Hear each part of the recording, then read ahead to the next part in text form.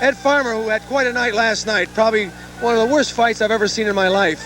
You know, Ed, throughout the years, I've always maintained that guys in sports generally get in a fight, they fight each other. They certainly don't come up from behind.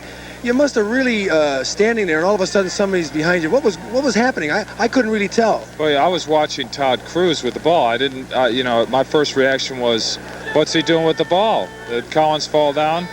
And then I heard someone say, look out. And I looked out of the corner of my eyes. I saw him just out of the corner of my left eye. And I just bent down a little bit, and he went over. He grabbed me. He stuck his finger in my nose, and he scratched my nose right here.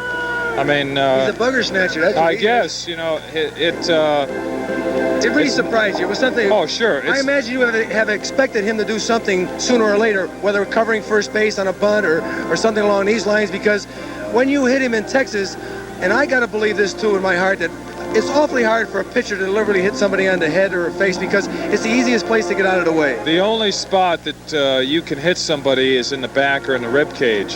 For somebody to get hit in the face or in the head, they've got to be looking for a ball in a certain area, which is not inside. That ball was inside, and it wasn't really that far inside.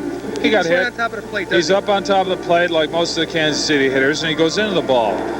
He went into the ball all right, but he went in, instead of with his bat, he went in with his face, so he got a broken jaw out of it.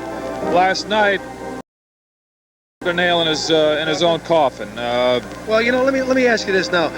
Had he been hollering at you from the bench, or had you faced him before last night anywhere else? No, see, that would show some kind of guts. Mr. Cowens has no guts. To me, he's gutless. I ran by him in Detroit a few times, and he didn't say a word to me. Then he snuck up behind me. They better check the Detroit Police Department better keep an eye on him. He may be snatching purses today in downtown Detroit out of a dark alley somewhere.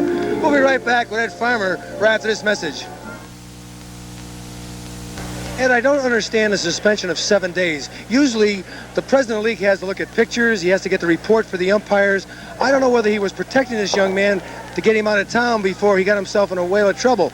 I know when I was in a fight in the stands in Baltimore, they took me to jail, and then they wound up going to court. That took 4 days, and finally the judge fined the guy $750 and said he had no right calling my mother names or anybody of that nature. But just think what would have happened if they had put me in jail for 5 or 10 days. Well, you know, I grew up here on the South Side, and I have a lot of friends here on the South Side that come down to the games. I mean, I think that Lee McPhail and he's a bookkeeper, you know. And Mr. Cowens is concerned. He did the right thing, because I'm sure some of my friends were out here today at the ballpark, and the next time they come into town, I'll have no control over them. I don't know what they're going to do to them, but the fans here, they back me 100%, and I love them for that. And I don't know what's going to happen to Al Cowens. It's usually when there's a fight on the field, the next day it's over, unless it's really something awfully bad. But generally there's a fight. How many times have you had a hitter come to the mound after you or going to you? If you have a few punches swung, it's all over the next day. Jimmy, I'm 6'5". For somebody to come to the mound, and I've taken some self-defense classes. I was coming back from arm surgery. I had to work out with a boxer, and for someone to come to the mound, it's against a guy 6'5". He's got to have his head examined. So that's the first guy that's ever. What are you looking at me for? I'm not going to the mound. That's the first guy that's ever come out. Sick, and that's the first guy that's ever come out behind me.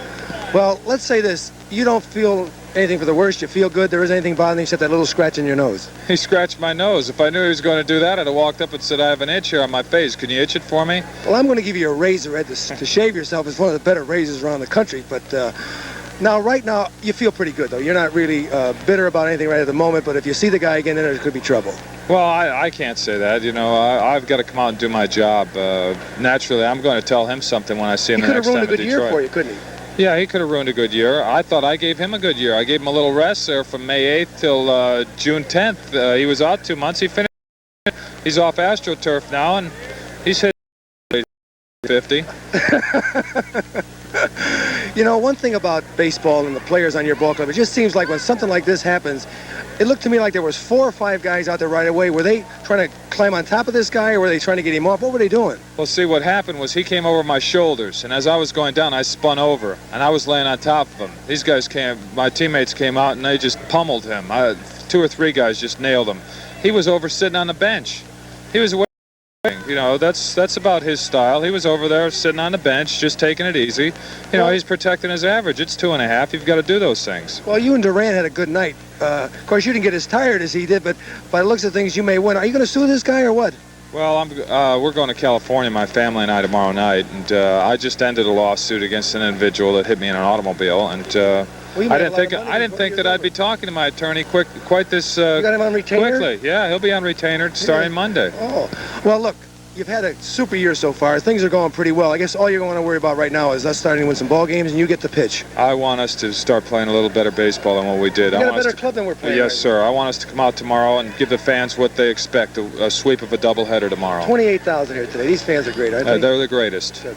Ladies and gentlemen, thank you very much for watching. Don't forget tomorrow we play at 12:30. Harry's On Deck show is 12:15, a doubleheader, these same two ball clubs.